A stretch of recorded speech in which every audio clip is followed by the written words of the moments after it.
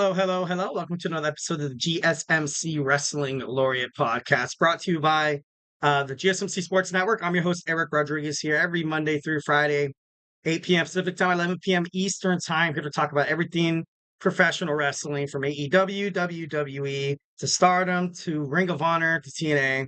We talk about it all here on the GSMC Sports Network. It is Thursday, guys. It is a beautiful Thursday. It is oh man, almost Friday. I know a lot of you guys are counting down today to Friday. Me, I work on the weekends, so Friday ain't really no big deal to me. I usually count down to Saturdays, especially coming up. You're gonna have the new NFL season. It's gonna be, oh God, I can't wait. Tonight was actually a game between the Giants and the Jaguars. No, the Lions that I kind of wanted to watch. But yeah, let's go ahead and dig on into this. Right now, tonight you have we're gonna talk about our Thursday night wrestling preview in our second segment. First, we're going to start off with AEW talk. Then after our Thursday night wrestling review, we're going to talk about recently Dave Bautista said in an interview that if he could play any superhero besides, what he's playing right now, Drax and all that, he wants to play Bane. Feels like he can play a pretty good Bane inside the not the MCU. No, not Capcom. Capcom is Street Fighter, I believe, right? In video games? No, a DC. Oh my God, I can't believe I didn't remember DC.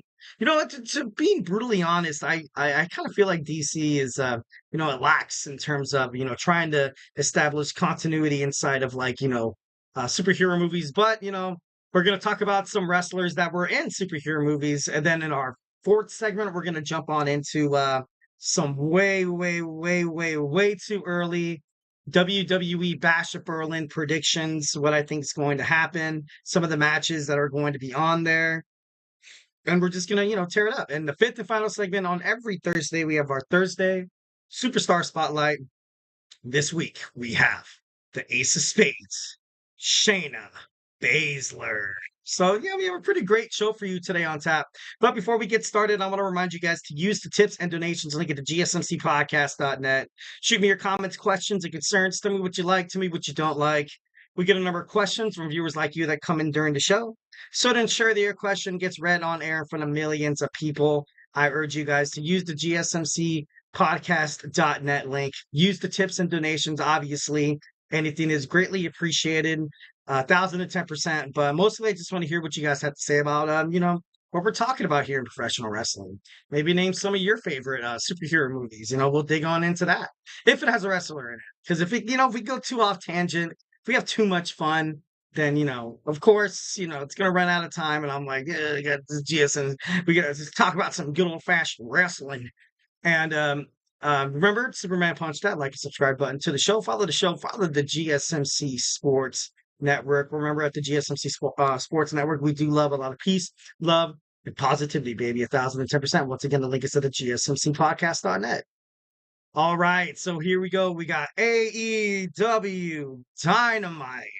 It's Wednesday. You know what that means. AEW Dynamite.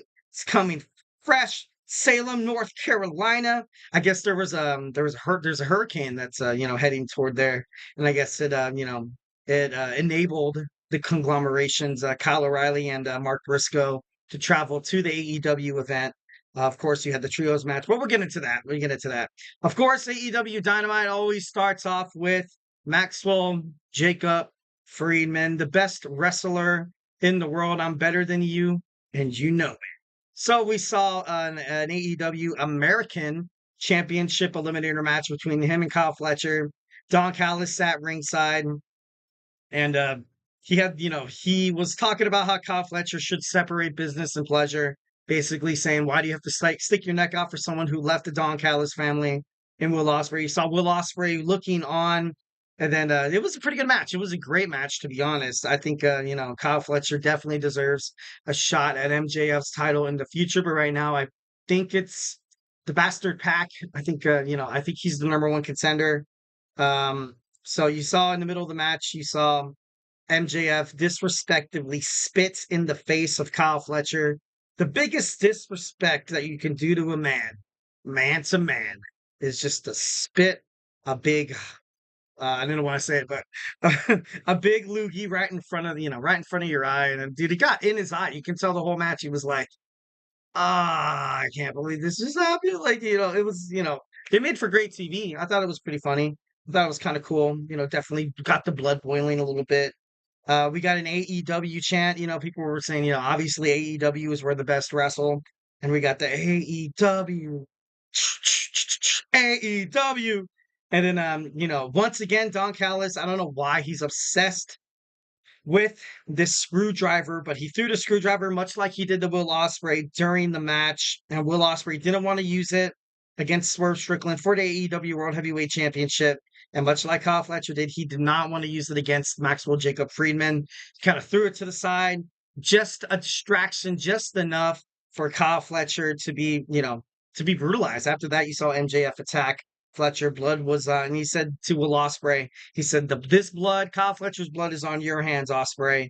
And Don Callis at the end of the match was just shocked. He was pissed off because Kyle Fletcher got hurt, but ultimately Kyle Fletcher got hurt, got put in that position because of Will Ospreay. That's obviously how he feels about it. Blaming Will Ospreay, telling him, "Hey, where were you? Where were you? Why weren't you out here?" And yeah, it was kind of crazy. Then we had the Mariah May squash match against Viva Van. At the end of the match, of course, you saw Mariah May win, but then you saw the gift from Tony Storm, where it was Tony Storm, coddling the glamour Mariah May. And then on the back of the poster, it read, "Die, Mariah, die." It was it was pretty good. It was a good promo. All in all, you saw the girls go absolutely ballistic toward each other. A lot of, oh, this match is going to be great. This match is going to be great. And it's been rumored that Mina Shirakawa also will be coming to AEW Dynamite full time. So maybe perhaps, another stable in the mix. Perhaps Mariah May, Mina Shirakawa, join forces to kind of create and kind of, ruin Tony Storm's life, because Tony Storm, her protege was Mariah May, and now you have her two opponents. Obviously she faced Mina Shirakawa at AEW. It wasn't Double or Nothing. Damn it. What was it? Was it a Forbidden Door? And, so obviously a lot of, animosity between there. Next, we saw a promo between Jack Perry smashing the TV, saying he smashed the past. It was kind of crazy because I saw Samoa Joe on the screen, and I swear to the Lord, I thought at the very last TV screen being smashed, I thought that was Cody Rhodes. I don't know why, but it kind of looked like Cody Rhodes a little bit. And it just, shook the AEW audience, because Cody Rhodes is obviously a founder. Him, Kenny Omega, and the Young Bucks teamed up with, Jaguars owner Tony Khan. Well, part owner Tony Khan. And, they established this, Turner Ted Turner Wrestling on TNT and TBS, and AEW Dynamite birth in 2019. It's about 5 years old. It's coming on its 5 year anniversary. Actually, I think it already passed. Already hit about 250 episodes, which is pretty cool. Honestly, that's a pretty huge, But Jack Perry, I feel like Jack Perry, you saw Darby Allin in a promo basically telling Jack Perry that you haven't really been on Dynamite ever since, the whole blood and guts thing. And, it's only been a week, maybe 2 weeks. But Darby Allin, he's trying to play head games, trying to play mind games, trying to get ahead of the scapegoat. But the scapegoat already kind of seems deranged to begin with.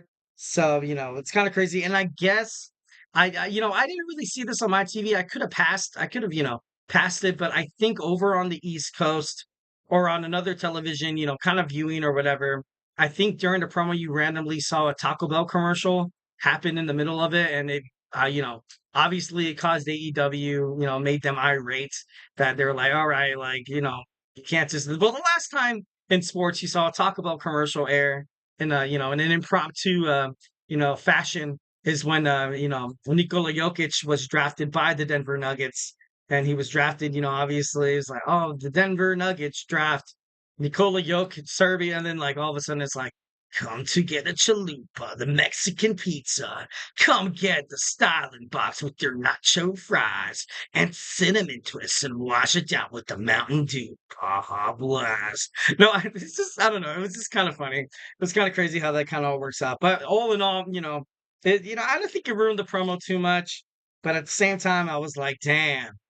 Jack Perry, the scapegoat, loves himself some Taco Bell. Next, we saw Brian Keith against Katsuyori Shibata. Shibata was able to pick up the victory. Taz was escorted out of the announce booth, which kind of makes me think. I kind of get the feeling that just because you have Samoa Joe out, Katsuyori Shibata Hook, the returning Hook returned as well tonight. They're learning to attack Shibata after the match. They're going to need a tag team partner, and Taz has kind of committed to the fact that he will never ever, wrestle again inside the Squirt Circle. But at this point, your son needs help. And New Japan Professional Wrestling, legend in the making. Katsuyori Shibata needs help as well. I think he laces his boots up at AEW All-In. I'm going to put my, put the house on that. Next, we saw Jim Ross interview with Swerve Strickland. Swerve obviously looking pretty damn motivated, saying that he controls the narrative. He doesn't care about Bryan Danielson's family, Brie, his kids. He wants Bryan Danielson's legacy to belong to him after AEW All-In at Wembley Stadium. He wants to retire him, much like, to everybody's chagrin. But overall, you have to respect what Swerve, what he kind of did in that promo. Kind of gave me a little bit of heel vibes, and then he came out like when we're going to talk about at the end of the night. And I don't know, he's just being him. He's just being Swerve Strickland. Next, we have a trios match. Orange Cassidy and FTR defeated Roderick Strong, Rouge, and Beast Immortos. The Acclaim came out to confront FTR. They're going to fight in the future. Obviously, you have the Acclaim, the number one contenders for the Young Bucks, AEW Tag Team Champions. I did not really see them as well. The Elite, no Okada, no Young Bucks. Once again, like what we talked about in our last show, that this faction, this gimmick, it's not working. The Young Bucks look weak. Okada looks weak. And, Jack Perry's probably the only person that's, kind of getting his. And, it's kind of a shame because all of them are great superstars. All of them are great superstars. They came with, with promising futures in AEW. And another ironic feature is that they all hold gold. They all hold gold. It's crazy. But it's just not working. I think Tony Khan should, wise up sooner rather than later. Next, you saw the CEO come out. She had her muscle Camille fighting in a 2-on-1 squash handicap match. You saw Britt Baker come out and tell the CEO when the hardships happen to Mercedes Moné, she runs, kind of, giving some feedback, kind of giving her some lashback over at what happened between her and WWE. In the main event, we saw Double J lose to Bryan Danielson's in an anything goes match. You saw, Ricky Steamboat, the special guest referee. Well, kind of like, the enforcer. We did have a real referee out there. You saw show respect at the end of the night. They shook hands.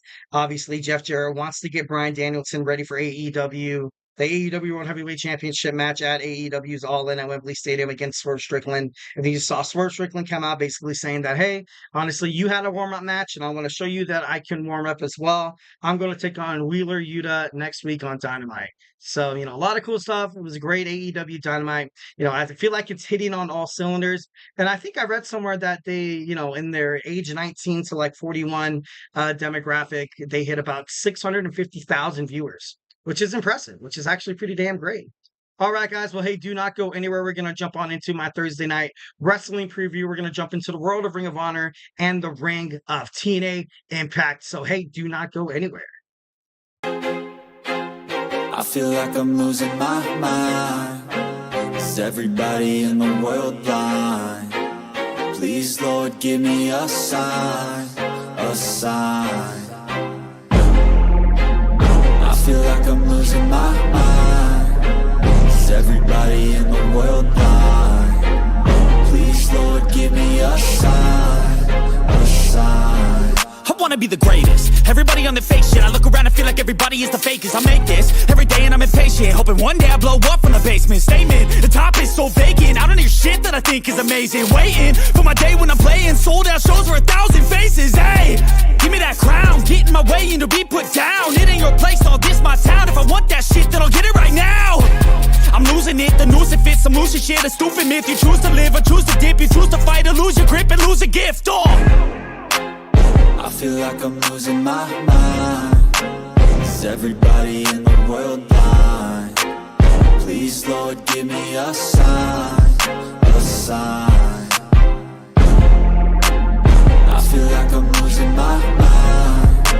Is everybody in the world blind?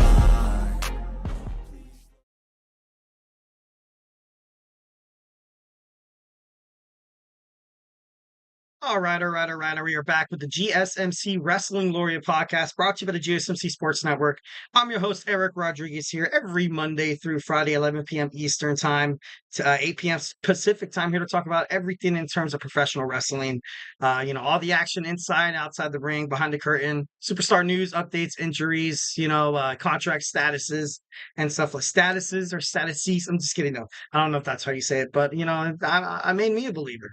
Made me, Eric, believe in Eric Rodriguez, guys. Say his name and he appears. I believe in Eric Rodriguez.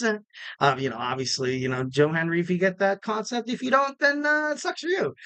Moving on. It's kind of reflecting what we talked about. We had our AEW Dynamite review, and now we're going to jump on into my Thursday night wrestling preview. But before we do any of that, I want to remind you guys to use the tips and donations link at the gsmcpodcast.net. Here at the GSMC Sports Network, we do love it all. Peace, love, and positivity, 1,010%. So don't be too shy. Hit up the chat. Obviously, hit up the tips and donations. Greatly appreciated. Obviously, love the fans. Love sports fans, loves wrestling fans more in particular. No, I'm just kidding. No, I don't discriminate. I love all wrestling. I love sports. I'm a huge sports goer. So excited for football. I can't reiterate enough. Make sure if you're a huge football fan, if you're very skeptical about where your team is going to end up at the end or at the start of the NFL season, make sure you tune into Manny's Chip Shot Football podcast for some information. Also, we have Kenneth at GSMC Football Podcast. Pretty dope, pretty awesome. We'll never, ever, ever, ever, ever steer you guys the wrong way. Also, remember to Superman punch that like and subscribe button to the show. Also, follow the show and the GSMC Sports Network.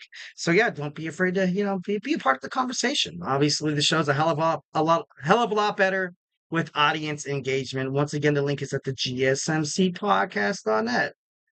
All right, so let's go ahead and jump on into our Thursday night wrestling preview. First, we're going to start off with Ring of Honor Honor Club, episode 76. Pretty great. I can't wait to see it. It's going to be great. 1,010%. So exclusively, obviously, on the Honor Club. You're home for Ring of Honor's weekly presentation every Thursday night, as well as every massive library featuring over 20 years of most influential professional wrestling promotion of this century. Ring of Honor. So make sure you check that out. First, we're gonna have a tag team battle. We have the Natural, Dustin Rhodes taking on the Spanish God, Sammy Guevara. Guevara was, hinted at becoming a WWE superstar, and it made a lot of sense. It honestly made a lot of sense. You have the Lucha Brothers coming. Recently they signed Stephanie Vacure. They are definitely, according to reports, scouting a lot of Lucha Libre wrestling because they want to establish a territory, much like the NWA does over in South America, Latin America, around I think they said mostly toward like Puerto Rico. Obviously, Puerto Rico is the home of Damian Priest. Obviously, WWE and Bad Bunny are, in partnerships. They market together. Bad Bunny is a huge WWE fan. So, a pretty good beneficial relationship, if you ask me. I feel like that would be a great spot over in the Latin America territories and stuff like that. They love professional wrestling.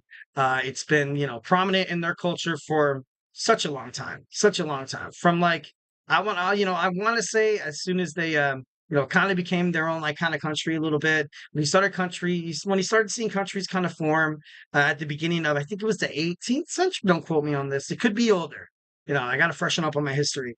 But when it comes to Latin America, South America, Central America, Mexico, it's all the wrestling, all the lucha libre. It's great. It's great 1,010%. We've seen a lot of great wrestlers like Rey Mysterio. We've seen Eddie Guerrero. Obviously, in modern day, we have Andrade. We have Santos Escobar. We have Legado del Fantasma, the Latino World Order with Selena Vega. And, it's about time. It's about time that WWE does establish something down there because it excites the fans. 1,010%. You see WWE WrestleMania kind of going across seas. They're going to have their first ever international grandest stage of them all. happening at Wembley Stadium in London, England, the United Kingdom. So, obviously, time to expand. You can always think about expansion. Once when the business expands, there's, no really bad, no bad juju there. The best thing you could do is, kind of, slap on the face of optimism. And it's going to be optimistic as hell. And the optimism will pay off. It's going to pay off because obviously, what I just got done talking about, the CMLL obviously doing really, really great. You see AEW touching down over there as well as Ring of Honor, as well as New Japan Professional Wrestling. I feel like this is how professional wrestling has always kind of been. And WWE is kind of, newly kind of joined in the fray because for the longest time, WWE was always, the World Wrestling Entertainment, always aired in, the United States and Canada and, North America and stuff like that. But, the upper part of North America. And we've seen shows in like Mexico and stuff like that. And like you see that in sports everywhere. You have the couple of Major League Baseball games. I think the Padres played the Dodgers. Don't quote me on that. I think they played as well over, southwest of us. And then also, I want to say the NFL too, they have games out there as well, which is, and just kind of mimicking those styles and stuff like that. And once when the WWE formed and merged with TKO Holdings, obviously the UFC, obviously a lot more partnerships, a lot more different perspectives and point of views. Obviously, it's all gravy, baby. It's all gravy. So, it's going to be pretty dapper, but building up momentum. I feel like Sammy Guevara is going to win this match. Next, we have a Ring of Honor World Tag Team Championship match between the Undisputed Kingdom, Matt Taven and Mike Bennett taking on the Infantry. The Infantry recently kind of, felt a little bit out of the fray, obviously, but the Undisputed Kingdom has been walking around with those titles for the longest time. And I was kind of hoping that we're going to lose them at Death Before Dishonor, but, overall, I feel like something's got to give with the Undisputed Kingdom here. You don't get a lot of success between Roderick Strong. The only thing they really have are the tag team titles. And once the Undisputed Kingdom was the Undisputed Era back in NXT, they held all the gold. And once when Adam Cole comes back, I feel like there's going to be more of a direction. I feel like there's going to be more, obviously, no one's better on the mic and cutting promos than, Adam Cole, baby. But with the absence of Adam Cole, obviously it's been a different sense of the Undisputed Kingdom. So, I would honestly like to see them lose the tag team titles. Obviously, I don't think it's going to happen tonight. I think, since they've had since they had a pretty long title reign, it's kind of become prestigious. So, I think the Undisputed Kingdom will retain here. Next, we have one-on-one Johnny TV taking on Fuego de Sol. Should be pretty interesting match. Next, we have a singles match of the conglomerations. Tomohiro Ishii taking on the premier athlete Tony Nese. Should be pretty awesome. Also in action tonight, we have the main character, Tyra Valkyrie, Rachel Ellinger in action, the Outrunners of Truth Magnum, Turbo Floyd, and we have TMDK's Robert Eagles going to be on Ring of Honor, Honor Club. So it should be pretty badass. All right, so now we're moving on to total non-stop action. It's going to be pretty great. Honestly, do not miss TNA Impact on Access TV or TNA Plus. After the setbacks at TNA Slammiversary, the system is determined to remain in control, regain control. I kind of lashed out my feelings about this. I think I mentioned it a couple of podcasts ago, that I feel like the system needs they kind of need a new motive here. They need a new change of scenery. I feel like if they, touch base in WWE NXT, I feel like they'll hit the spot. Imagine if you see somebody, like Moose, a very prestigious TNA World Heavyweight Champion, coming out to challenge the NXT North American Champion over Fleming. That would be pretty badass. That would be pretty damn cool. And of course, we're going to see Joe Hendry. Joe Hendry continues to take NXT by storm week after week. We have Gallus's Wolfgang from NXT, obviously, last Tuesday on NXT Great American Bash Week 2. We saw Joe Hendry hit the standing ovation on Joe Kofi, getting to 1, 2, 3. Tonight, he faces another member of Gallus, Wolfgang. So it should be interesting to find out what happens with this. The Ultimate X match is making its comeback at TNA Emergence this Thursday on TNA Impact. Speedball Mike Bailey will faces a must-win challenge. If he loses, a new champion will be determined in the Ultimate X match at Emergence. Qualifying matches include Speedball Bailey versus Trent Seven and Jake Something, and Zachary Wentz faces KC and NXT's Dante Chen. Dante Chen, he's a likable personality. He has all the enthusiasm, all the, charisma in the world to be very successful. Having him in X division on TNA, puts him in a good spot. It puts him in a good spot, 1,010%. I like this move for Dante Chen. Obviously, Mustafa Ali was seen last week on TNA. He didn't really seem too happy after losing his chance at the TNA World Heavyweight Championship, the whole TNA World Championship, and its holder, Nick Nemeth. I think he ultimately said he was, took his ball and he went home. He's like, man, this is BS. I'm out of here. But, this week is going to be interesting to see what Nick Nemeth says as well.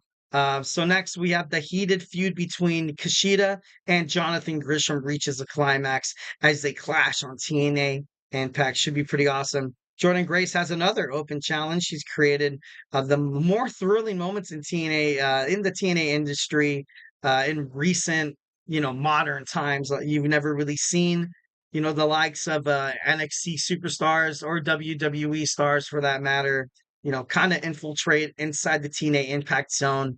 Jordynne Grace is going to have an open challenge. Of course, I have my speculations. I am waiting for Natalya I'm waiting for her to answer that call. The Queen of Hearts, they had a little bit of beef on social media.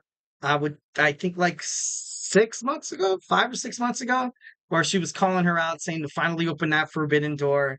And Natalya, recently signed by WWE, would be amazing if you just hear the Hearts theme song on TNA. I feel like it'd be pretty great, 1,010%. Obviously, last week we saw the wedding between PCO and Stephanie Lander being interrupted by that cold, heartless SOB. Matt Cardona returns to the Impact Zone and crashes the wedding of PCO and Stephanie Lander. Interesting bookings. I wasn't expecting Matt Cardona to come back so soon because he had that surgery. Still, I feel like he's going to be sidelined, but he kind of came back pretty soon there. Next, we have Josh Alexander, the walking weapon, Josh Alexander. He's been taunting the crowd lately.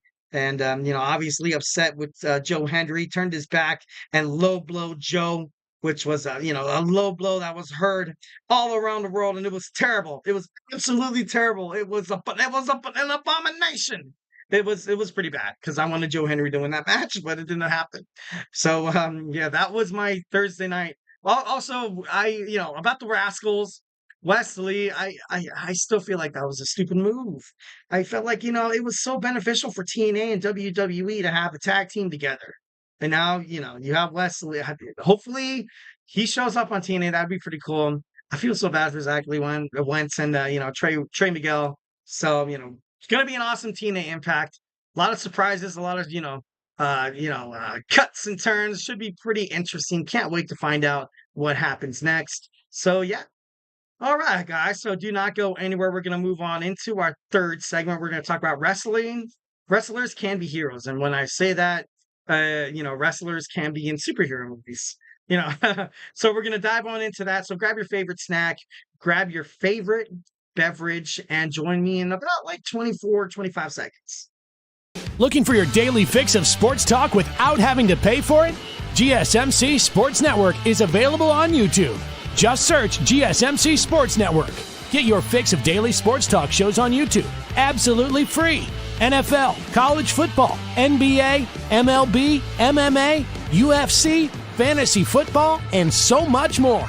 GSMC Sports Network has shows running all day long, with new sports shows starting every 2 hours. Just like on your favorite cable sports channel, except GSMC Sports Network is absolutely free. Just search GSMC Sports Network on YouTube to catch one of your new favorite shows, like the GSMC College Football Podcast, Chip Shot Football Podcast, Hoops and Heels Women's Sports Podcast, GSMC Basketball Podcast, and so many more. Check it out for yourself. GSMC Sports Network, now available on YouTube absolutely free. Search GSMC Sports Network on YouTube right now.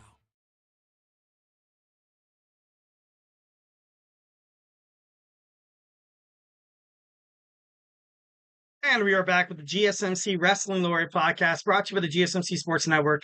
I'm your host, Eric Rodriguez, here every Monday through Friday, 8 p.m. Pacific time, 11 p.m. Eastern time on the GSMC Sports Network. Here to talk about professional wrestling. Can't wait to see you guys on the Monday through Friday. This consistent relationship is definitely beneficial for me. Definitely love seeing all the audience out there. Remember to use the tips and donations link at the gsmcpodcast.net. Shoot me your comments, questions, and concerns. Obviously, anything's greatly appreciated.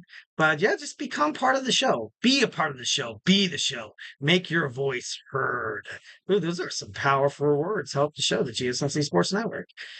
So yeah, remember the Superman punch, that like and subscribe button to the show. Also follow the show, the GSMC Wrestling Laureate podcast, and also join GSMC Wrestling, the GSMC Sports Network, where we just have podcasts and podcasts and podcasts about everything in terms of the sports world. You turn on Sports Center, you turn on Fox Sports, you turn on any show when it comes to sports, and you just sometimes it's the same stuff over and over again. But this network, we pride ourselves on just making sure that the sports public gets all the cool factoids. Also that we share the same love of sports just like you guys do. So be part of this GSMC Sports family. Subscribe to the network. You will never ever regret hitting that subscribe button. I give you the Eric Rodriguez guarantee. So hey, you can take that to the bank. I don't know why you're not doing it right now. What are you doing with your life? I'm just kidding. All right, moving on. So recently in an interview, we saw Dave Bautista say that if he could, but besides Drax, obviously the work he's doing with Drax is, pretty damn impressive.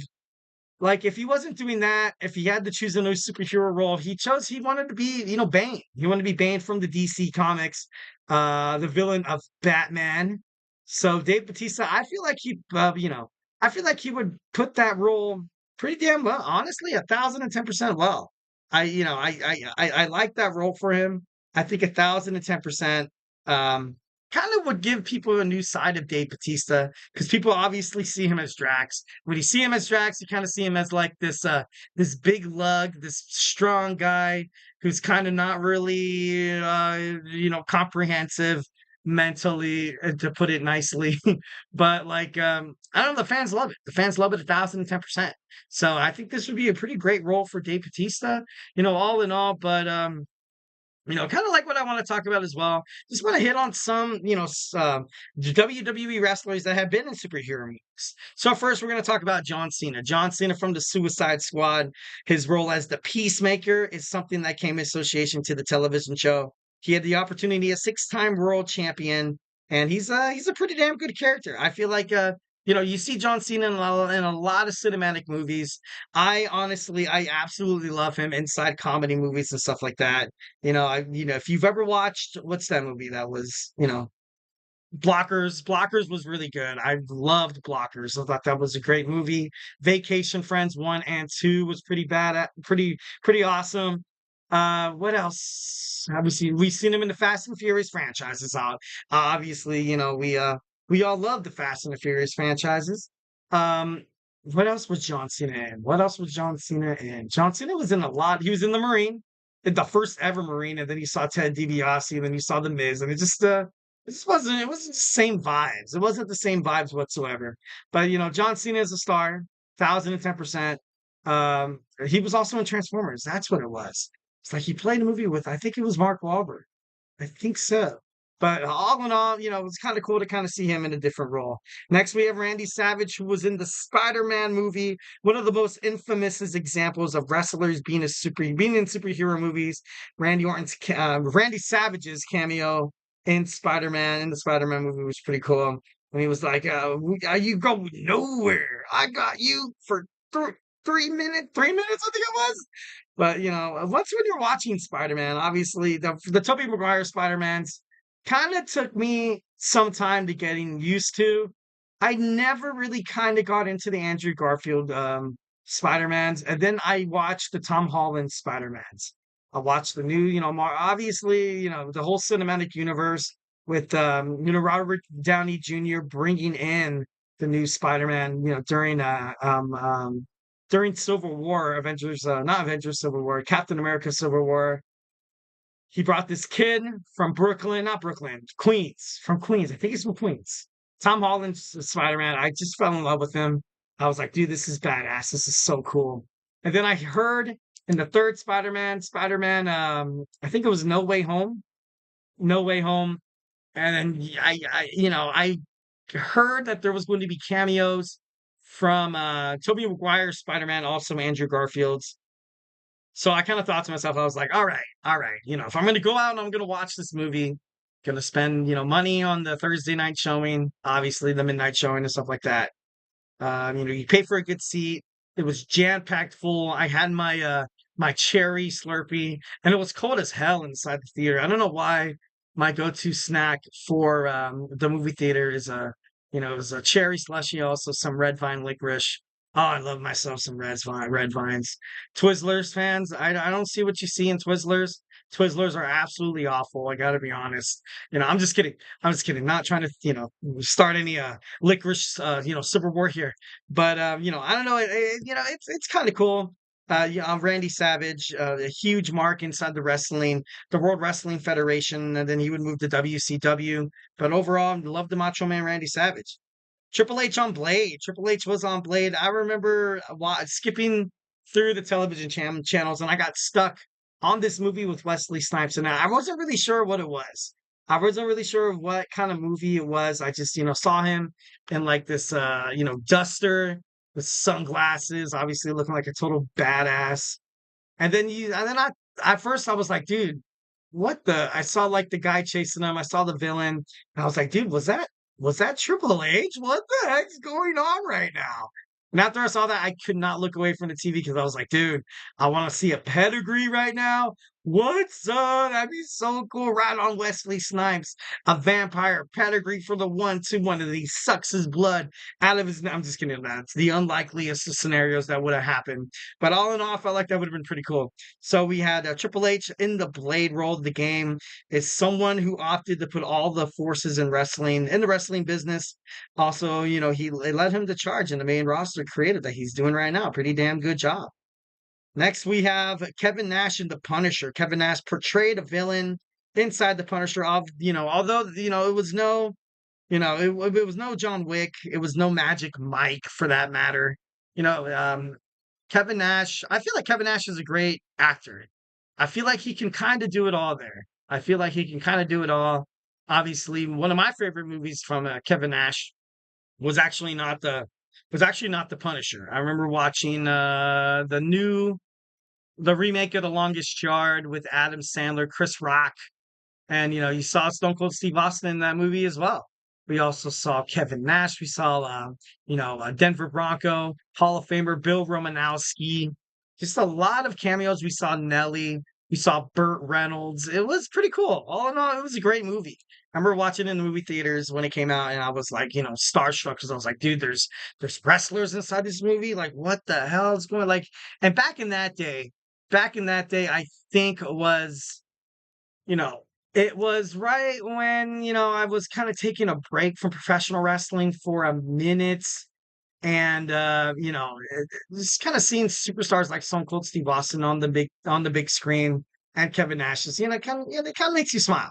But yeah, Kevin Nash inside the Punisher. Next, we have The Rock as Black Adam. I heard Black Adam actually did not do really well inside the box office, which, obviously, could do something with the script and the writers and stuff like that. Definitely not The Rock's fault. The Rock also he's also been in a hell of a lot of movies. So crazy. He just got done finishing his movie, he wrapped it up this week. So he's going to make his way onto the main roster, probably on WWE SmackDown pretty soon. Maybe call out Cody Rhodes a little bit. So as DC rebrands the movie side things, fans were finally able to see The Rock in a role with something it was suited for him. It was kind of like this dark role. I never really see The Rock in crazy like movies where he's portrayed as just dark. The only movie that kind of comes to my mind is Faster. Faster, he kind of played the anti-hero a little bit. And then, of course, you see the cheesy movies that he's in. Obviously, he was in The Tooth Fairy, which was pretty badass. He was in The Game Plan, which was great. Loved that movie. He was also in, The Rock is in a lot of movies. He was in the Fast and Furious franchises. He was in The Scorpion King. He was in The Mummy. When you think of what's it? I think Roman Reigns was also in I think Hobbs and Shaw. I think the Hobbs and Shaw movie. Don't quote me on that. I might be tripping. But all in all, The Rock is a huge movie star, 1,010%. Loved seeing him, in this movie role. All right. So next we have Sheamus in the Ninja Turtles, the Teenage Mutant Ninja Turtles Out of the Shadows. He played a villain as well. He played as kind of like Rocksteady. Obviously, Bebop and Rocksteady. He wasn't a Rhino, which was kind of shocking because you see I watched the Ninja Turtles growing up during the 1990s, and they were my shiz, man. It was pretty awesome. But he came out the shadows as Rocksteady. Sheamus was he played a strong role, and being a physical presence seemed threatening. And obviously, you had the Ninja Turtles go out there and try to, Michelangelo, Raphael, Leonardo, and Donatello going out there and trying to show Sheamus who's boss. Talk about battling brutes. Maybe that's where he got this idea from, getting a team together from Rich Holland and Pete Dunne. Be like, oh, we must be the Ninja Turtles, mate. I'm just kidding. No, that'd be pretty funny. Pretty cool. Next, we have Seth Rollins in the Captain America 4 Brave New World movie. Obviously, has not aired yet. Seth Rollins' superhero role has not yet made it to cinema, but the former Shield star has already been spotted filming his part in the latest installment of the Captain American franchise. It's a big step for him in terms of acting. Also, it grows his name and value outside of becoming a wrestler. I agree with that 1,010%. I think also Seth Rollins was in Sharknado 2, but that was awful movie. It was trash. It's so crazy how many movies come out, and there's a lot of movies. Like my library is very limited to action comedy, maybe some rom-coms. I do love myself, some on a Sunday night, but when football is not on a Sunday night, curled up in a blanket, eating snacks, the kids are chilling, and watching some 13 going on 30. I'm not afraid to say it. I'm sorry. I do love some rom-coms. Who does? If you're a man and if you love rom-coms and you're free with me, hit up that chat button. I'll pay you money. I'm just kidding. No, but I don't know why rom-coms are awesome. I don't know why people give it such a bad rap. All right, and lastly, of course, what started this conversation was Drax, Dave Bautista, playing an Avenger, Guardian of the Galaxy. Obviously the partner of Star-Lord, Gamora, Rocket, Groot, and then Drax. And they hit the scenes back in. Damn, when was it? 2013 was the first movie, I think, or was that the second one? No, but they came out pretty big. I remember, phase 3 of the Marvels, not phase 3. I think it was phase 2. I think when they came out. Sorry, Marvel, sorry, nerd talk here. But no, to be honest, I love Dave Bautista. He plays a really good Drax. Honestly, I don't see anybody else filling that role better. But, kind of interesting to find out how if he would play another superhero, he would prefer to be Bane. That's, kind of cool. All right, guys. So, hey, do not go anywhere. We're going to jump on into our fourth segment. We're going to talk on some way too early Bash at Berlin predictions, some matches that I think are going to take place, some feuds that might fold out and might end here at Bash at Berlin. So, go ahead and, get ready for this amazing fourth segment, especially if you're excited about talking about Bash at Berlin. We're going to talk about it now. So, hey, stay tuned.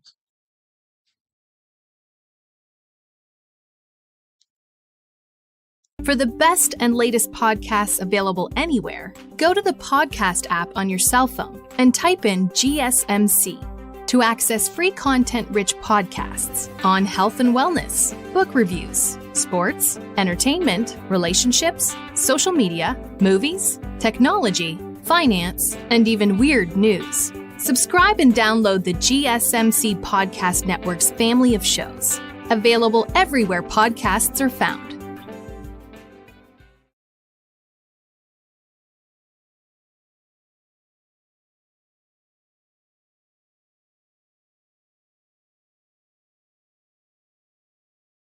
And we are back with the GSMC Wrestling Laureate podcast, brought to you by the GSMC Sports Network. Thank you guys so much for tuning into the show. 1,010% is awesome as hell. Thank you to YouTube. Thank you to the GSMC Sports Network for putting on this show. Just kind of reflect on what we talked about right quick. Our first segment, we talked about AEW Dynamite review. Then we talked about our Thursday Night Wrestling preview, step into the world of Ring of Honor, the ring of TNA Impact. And we also got done talking about some WWE or just some wrestlers who's been in superhero movies. So now we're going to talk about some way too early Bash at Berlin predictions. So let's go into, talk about that. But before we get into anything, I want to remind you guys to use the tips and donations link at the gsmcpodcast.net. Shoot me your comments, questions, and concerns. Tell me what you like. Tell me what you don't like. Remember, here at the GSMC Sports Network, we do love a lot of peace, love, and positivity 1,010% of the time. Remember to Superman punch the like and subscribe button to the show. Follow the network. Or subscribe to the Sports Network. I guarantee you, give me the Eric Rodriguez guarantee that you will never, ever, ever, ever regret subscribing to the GSMC Sports Network. So yeah, make sure you not too shy. Push the button. Push the button. All right, so let's move on. All right, so we're going to talk about a fourth segment. We're going to talk about some way too early Bash at Berlin. I don't know why it's doing that. There we go. There we go. All right, so some way too early Bash at Berlin predictions. I feel like something's got to give between these two. Bianca Belair and Jade Cargill. They're tag team partners right now, but they're WWE has kind of made it prominent that they will never ever be WWE Women's Champions, tag team champions again. Which is it sucks, but at the same time it doesn't. Because then you see these two superstars having to come back into the singles market, which is great for Jade, which is great for Bianca Belair. One of these girls needs to turn heel. My bet is probably on Jade. I, kind of realized once when WWE, once when they kind of have wrestlers inside cinematic universes, like in movies, like in TV shows. Obviously, you have a TV show of Bianca Belair and Montez Ford, and Jade Cargill. To the naked eye of a WWE fan, she's she's an outsider. She came from AEW, the longest reigning TBS champion, right here, right now. But I feel like there's going to come to a point where these girls are going to challenge each other. They lost their match against the Unholy Union. That was their rematch. They're never going to get another chance again. So the best thing to do is part ways. It's to part ways between the two. I know right now you kind of have Blair Davenport, becoming buddy-buddy with the Unholy Union. And then you have, Naomi right around the corner. Naomi's, Bianca Belair and Jade Cargill, they're friends. So maybe heading toward a six-woman tag team match on like the pre-show for WWE Bash at Berlin. But I just don't see these two moving forward as a tag team.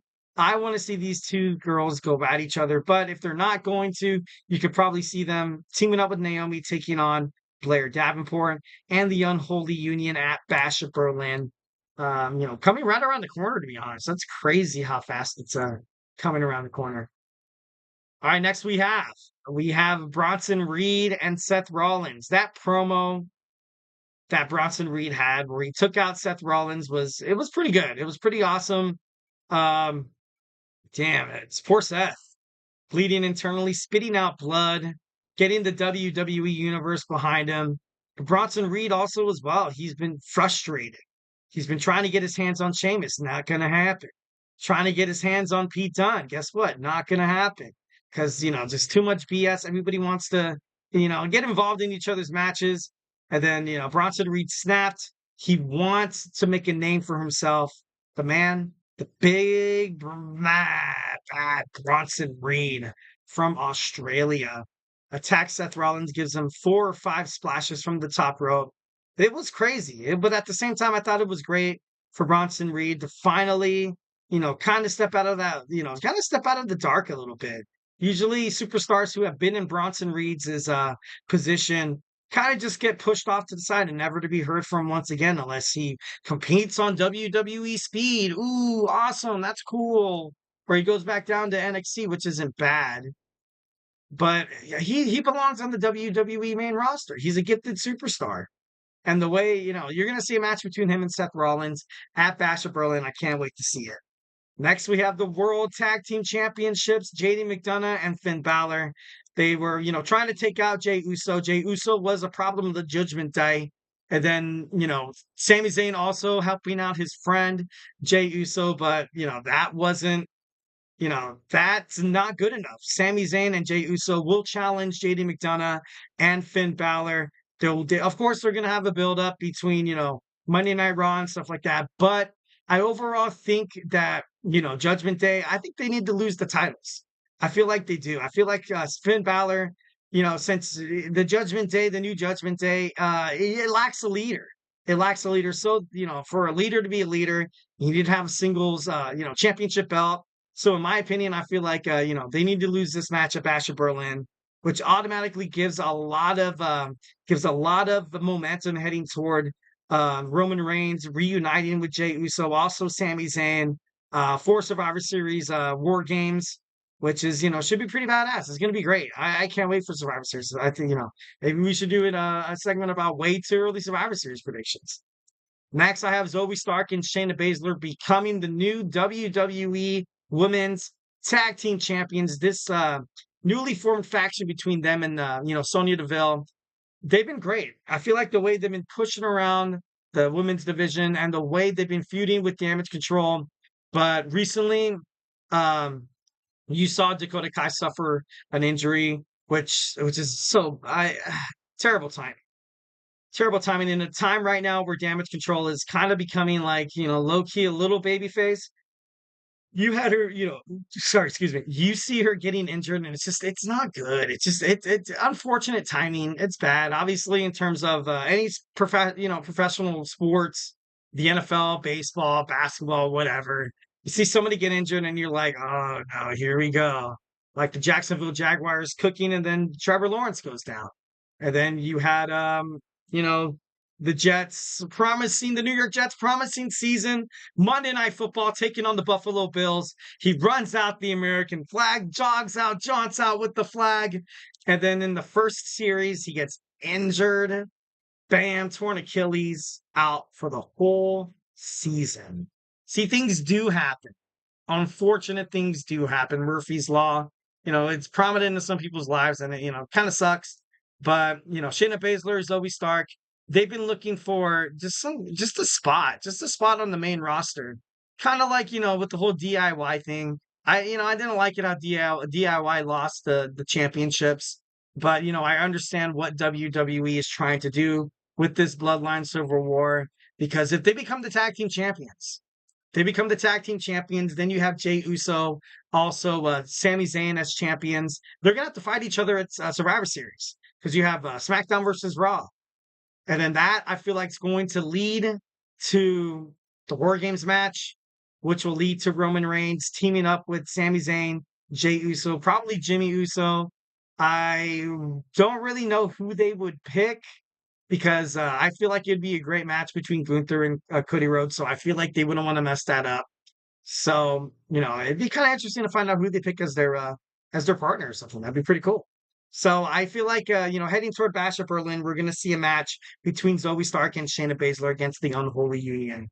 Next, CM Punk and Drew McIntyre will continue their bad blood. They said WWE bad blood. They're gonna have a Hell in a Cell match.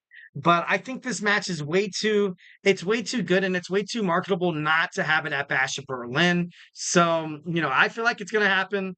If people are shocked by that, don't be, because why not? Why not? You have WWE traveling to Berlin. The Berlin WWE universe want to be excited. They want to feel this feud. And with Seth out of the picture, now you can finally have them go one-on-one with an actual trained referee. So, 1,010%. I think it's going to be, I think they're going to have a match. Randy Orton takes on Gunther for the WWE World Heavyweight Championship. Obviously, Gunther, I feel like this is kind of like his home turf a little bit. Nothing better. We say this about WWE all the time. Once when you have a superstar returning home or around the area or whatever, you kind of ultimately, you give them a little bit of a, a little bit of a boost, and Gunther defeating Randy Orton in his first title defense will, put Gunther over. Overall, I feel like that would be great for his, for his persona on WWE Raw. It's going to prove dividends to prove that he is on the brand and he is here to stay as the new WWE World Heavyweight Champion. He is a god amongst men in terms of professional wrestling. This is going to be a huge spot for Gunther taking on Randy Orton. So, this match needs to happen. Mostly, you're going to probably see Gunther. Rhea Ripley cannot challenge Liv Morgan once again. I feel like if they do, it's dragging it out. If they somehow find a way for Rhea Ripley to take on Liv Morgan, I don't care any storyline. I don't care any promo. It's in my opinion, I feel like it's dragging out. My prediction is that you're gonna see Charlotte Flair come back. Okay, you're going to have Charlotte Flair come back. Rhea Ripley's going to want to get her hands on Liv Morgan. You're going to probably have a number one contenders match. You're going to have Rhea Ripley, and then probably somehow, some way, Charlotte Flair is going to come in the fray because Rhea Ripley won her championship from Charlotte Flair at WrestleMania 39. Charlotte Flair is going to come back with a burning vengeance. Say, guess what, Rhea? You lost your chance. Your little boyfriend, Dominic Mysterio, screwed you, and now you're left with nothing. Back down to the bottom. You got to work your way back up, and you got to start with facing me. So then you have a huge match at Bash at Berlin with the returning Charlotte Flair. You're going to see Rhea Ripley working with Charlotte, which is great. I feel like both of these superstars could push each other to the limit 1,010%. The fans at Berlin are going to love it. When people think about, house shows, or when people think about, WWE shows when they go across, like Scotland or when they go to Saudi Arabia, to them, this is kind of like their WrestleMania. 1,010%. They have entertainments. They have, fireworks. They have, superstars that are not wrestlers. They come out and they have matches like this with Rhea Ripley going against the arguably one of the best women's champions in the whole entire WWE history, Charlotte Flair. So 1,010%, I can see this because Rhea needs somebody. Rhea needs someone to distract herself from Liv Morgan at this moment, and I think Charlotte Flair would be perfect. Next, we have Kevin Owens has been rumored all over wrestling news media to turn his back on Cody Rhodes. Cody Rhodes trusted. He's going to trust Roman Reigns, which is ultimately going to, kind of rub Kevin Owens the wrong way. So Kevin Owens is probably going to be pissed, challenge Cody Rhodes. It would be interesting to see him fight against him for the championship, or he kind of finds a way to be like, you know what, we watched her back so much. Randy has his title shot against Gunther. Essentially, it's kind of time to pay up. You kind of owe a brother here, a championship match. And next, lastly, the main event at Bash at Berlin is going to be a tribal combat match between Solo Sikoa and the returning Roman Reigns, which Roman Reigns will absolutely get destroyed. Roman Reigns will lose. He will get dismantled by this new young bloodline. He's going to be left in the ring, beaten and battered. He's going to come to the sudden realization that he needs help. He's going to need some help to kind of come back to greatness. He's going to have to build those bridges that he burned during his time as the tribal chief. And that's a hell of a lot of bridges from 2021 to about 2024. So, a lot of great build up here. I feel like Roman Reigns has been confirmed for the next 2 SmackDowns. So it's going to be interesting. I think Paul Heyman comes back, but, should be interesting. All right, guys. So, hey, do not go anywhere. Every Thursday, we cap it off with our Thursday Superstar Spotlight. We're going to talk about the Ace of Spades, Shayna Baszler, as soon as we come back. So, hey, do not go anywhere.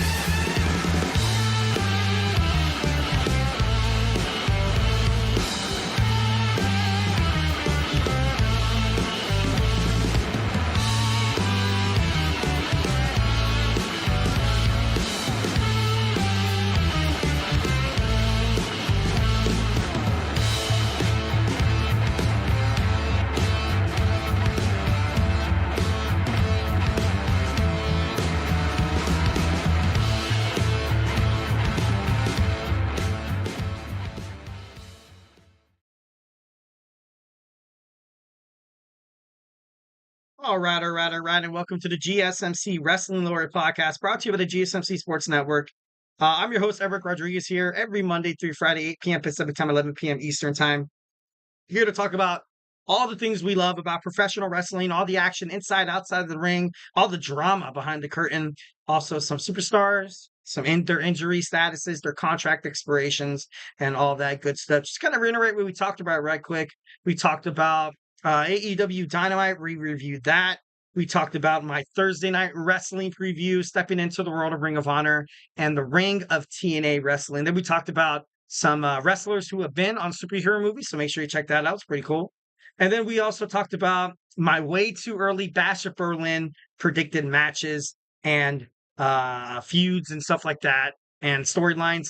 So, it was definitely, super dope. But our 5th and final segment, like we do every Thursday, we're going to talk about our Thursday Superstar Spotlight. But before we do any of that, I want to remind you guys to use the tips and donations link at the GSMCpodcast.net. Shoot me your comments, questions, and concerns. Tell me what you like. Tell me what you don't like. But don't forget to Superman punch that. Show me how strong you are. And Superman punch that like and subscribe button button to the show. Also, show no fear. Subscribe to the network. Also follow the show. Also follow the GSMC Sports Network. Don't be afraid to become a part of the GSMC Sports bloodline. This original bloodline, the original, led by our original tribal chief. None of this new tribal chief, new young blood kind of stuff. You know what I mean? So, make sure you do that. We talk about all things sports. We have a bunch of sports podcasts. I guarantee you will never, ever, ever, ever, ever regret hitting that subscribe button and following GSMC podcast, the GSMC Sports Network. Sorry, I saw the GSMCpodcast.net thing spring along the screen. I was like, I don't know why that, I blame my dyslexia. I'm just kidding. Once again, the link is at the GSMCpodcast.net. So we're going to talk about Shayna Baszler, our superstar spot week, the Ace of Spades. We have Shayna Baszler. Shayna Baszler is impressive.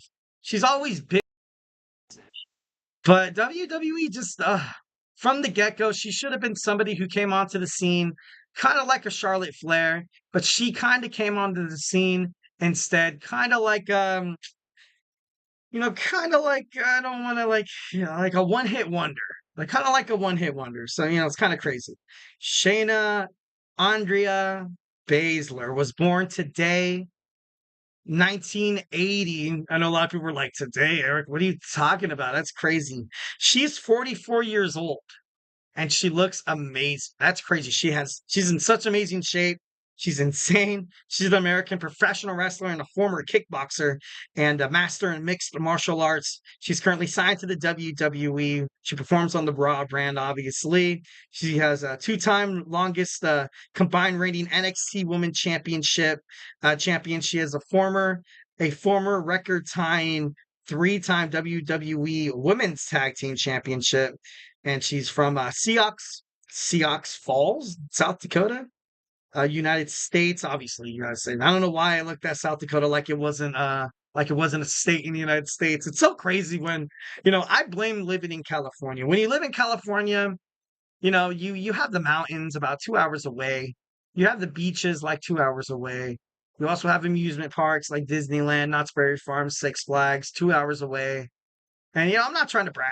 I'm not trying to brag at all. We got sports. Here in Los Angeles, we have so many sports. We have 2 baseball teams, 2 football teams. We have a hockey team. We have we have an NBA team. 2 NBA teams. I don't know why I thought the Clippers weren't an NBA team, because they're not. I'm just kidding. No, I'm just kidding. All you Clipper fans, don't hate me. But yeah, we just have a bunch of sports. We have a bunch of sports here in Los Angeles. So yeah, she's 5'7". That's crazy. Me and her are the same height. That's kind of cool. Maybe if I train in MMA and stuff like that, maybe I could be the next MMA fighter or something like. No, I'm just kidding. They would, all the women in WWE, all the women, they'd probably kick my ass. You know what I mean? Maybe, which is kind of crazy. She has a mixed martial arts record total. She has a 15 total wins, 1 by knockout, 13 by submission. She is the submission magician. I like that word, submission magician. She only has 11 losses, which isn't bad. Knocked out 7 times, submitted once, 3 by decision. She represented the United States in the Women's Submission Grappling World Championships in 2009, Fort Lauderdale. She's performed in women's catch wrestling in Humboldt in an open weight. Shayna Baszler was trained in mixed martial arts, MMA, by former UFC fighter Josh Barnett, and a catch wrestler in Billy Robinson. She had her first MMA fight in 2006, and it later gained recognition for her skills as a submission grappler. Shayna Baszler was signed by UFC in 2013 for the reality television series The Ultimate Fighter. She would go on to have 2 professional bouts, 0-2, in the company. In 2015, she was cut from UFC and started her professional wrestling career that same year, being trained by Barnett once again. 1,010%. I feel like this was, you're going to see a lot more of this. And it's not like a bad thing that, you go down to WWE. It's not bad. It's not bad. With this new partnership between TKO Holdings, also, UFC and, the WWE, there's a lot of, fighters who love the WWE. It's crazy how UFC fans, they love to trash WWE, saying it's a choreographed stage and all this yada, yada, yada, mumbo jumbo. But at the same time, the fighters in themselves, they love wrestling, because, they see that there is some physicality and some skills, also some insane athletic conditioning to become a WWE superstar. And, they 1,010%. They love the WWE. Shayna Baszler, came to the WWE. Ronda Rousey came to the WWE. And, and I think it's, more to come. More to come, 1,010%. Shayna Baszler, in Muay Thai and Brazilian Jiu-Jitsu practitioner. She wanted to become incorporated in Josh Barnett's catch wrestling style in her MMA training. And, she's done some pretty damn good stuff inside. She is the submission magician. I love that. I don't know why. I love just saying that. The Queen of Spades. You know what? I when I say the Ace of Spades, I was like, I feel like I'm saying that wrong. When I think of the Queen of Spades, I think of like the Queen, Charlotte Flair, or Queen Aminata from Ring of Honor, or the Queen of Hearts, Natalia. There's so many just like the Queen, the Queen, the Queen. It's kind of, it's kind of crazy. Early in her career, from 2006 to 2007, Shayna Baszler faced Amanda Buckner at MFC USA versus Russia 3 on June 3rd, 2006, where she lost a fight by TKO in the 3rd round. kind of crazy, obviously, you can't all get winners and stuff like that. But all in all, she's pretty damn impressive. She's been an Ultimate Fighter. This is, being an Ultimate Fighter from TKO. It's, that's a whole lot of, a whole lot of, I want to say a whole lot of spot nanny, if that sounds right. Or, well, if it was a man, I'd be like, oh, that's a whole lot of balls. But it's a whole. It takes guts. She was brave. She went out there. She established. She trained. She became a sensational star. And, I don't know, kind of crazy. On March 1st of 2015, at Ring of Honor's 13th anniversary show, Baszler accompanied Reed Dragon to the ring for the Ring of Honor World Tag Team Championship defense. After they won, she helped cut a celebratory promo where they described her, her addition to the team as, finding our Ringa. After training under Josh Barnett, Baszler made her professional wrestling debut September 26, 2015, losing to cheerleader Melissa for Quintessential Professional Wrestling QPG in Reno, Nevada.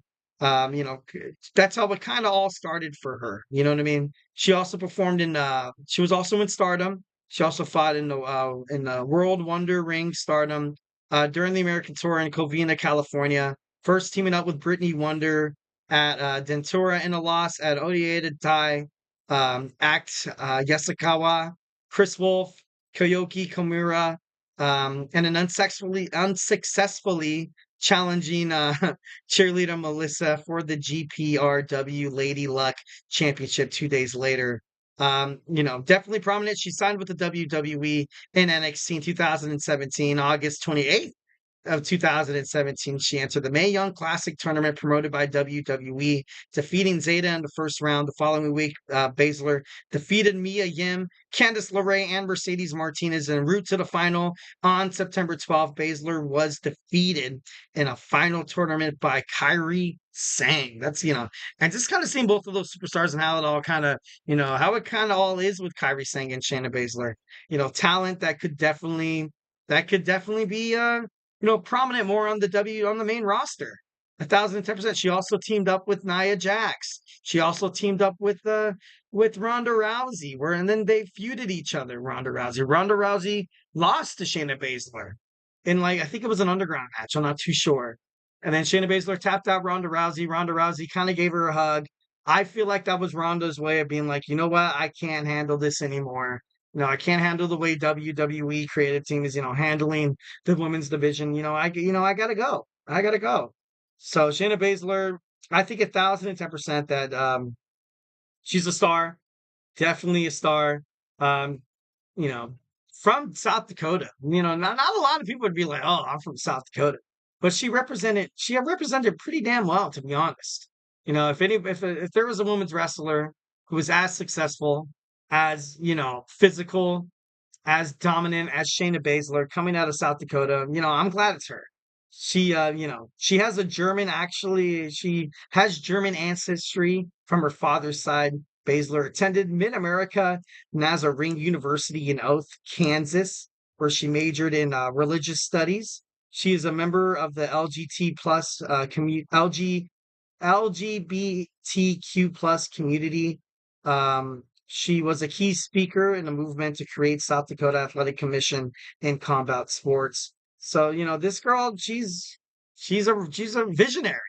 She does a lot of stuff outside of the WWE, 1,010%. She's loved in the back of the locker room. Outside the combat sports, Baszler coaches the South Dakota-based roller derby team, the Seahawks Falls Roller Dolls. That's kind of cool. And is certified in an emergency medical technician, EMT.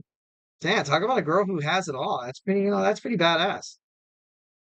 Pretty badass indeed. Damn, Shayna Baszler. Big round of applause for Shayna Baszler being our Thursday Superstar Spotlight. 1,010% love Shayna. Hope that she has a WWE Women's World Tag Team title run with Zoe Stark. That is pretty prominent. Can't wait to see what happens with that. All right, guys, that's my show. Hope you guys liked it. Remember to always, watch the show. It's pretty awesome. We'll see you guys here Friday, as I like to call it. It's our last show of the week. Of course, we're going to talk about SmackDown. We're going to talk about what happened on TNA and also Ring of Honor. Thank you so much for tuning into the GSMC Wrestling Laureate podcast brought to you by the GSMC Sports Network. Remember to Superman punch that like and subscribe button to the show. Also follow the show, follow the GSMC Sports Network. Here at the GSMC Sports Network, we do love a lot of peace, love, and positivity. So leave a lot of positive reviews just to stroke the ego a little bit. I'm just kidding. No. Don't do that. Also follow us on TikTok, Twitter /X, Facebook, and Instagram for more content and updates. And like I always say, if I have not made you a wrestling fan by now, I urge you guys to tune into Emran's Soccer podcast happening in just 6 minutes. Tune into TJ's Sports Podcast, the Sports by GSMC, Jeremy on the call. We also have Sam with baseball. His last show is tomorrow. So be a part of the GSMC Sports history and watch Sam's last show at 12:45, 12:30 Eastern time.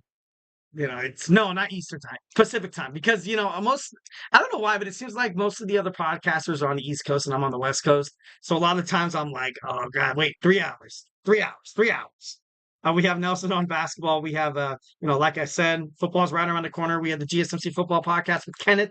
We have the Chip Shot football podcast with my boy Manny. We have sports. We have GSMC fantasy sports with Chris Shepard. We just have a lot of sports. Be a part of this GSMC bloodline, the cool bloodline, not the weird young bloodline. I'm just kidding. No, I don't want to throw shit. I don't want to turn my back and have Solo Sikoa just attack me with Jacob Fatu and the Tungans. Because it'll happen. They'll be like, yeah, that guy from the GSMC Wrestling Laureate podcast is talking mess. We got to go and, tune his arse up. You know what I mean? I'm just kidding. No. Well, any guys, hey, that's it for me. Love you guys. Stay beautiful. Have an amazing night. Get some rest. But most importantly, I will see you tomorrow. So make sure you tune into the show. So, hey, see you on Friday. Mm-hmm. Mm-hmm. Mm-hmm. Let's go. I wake up to a little bit of drool on my pillow, feel like it's gonna be a bad day. Yeah, I'm tired of shit, and the coffee ain't hit yet, damn, ain't that great. I don't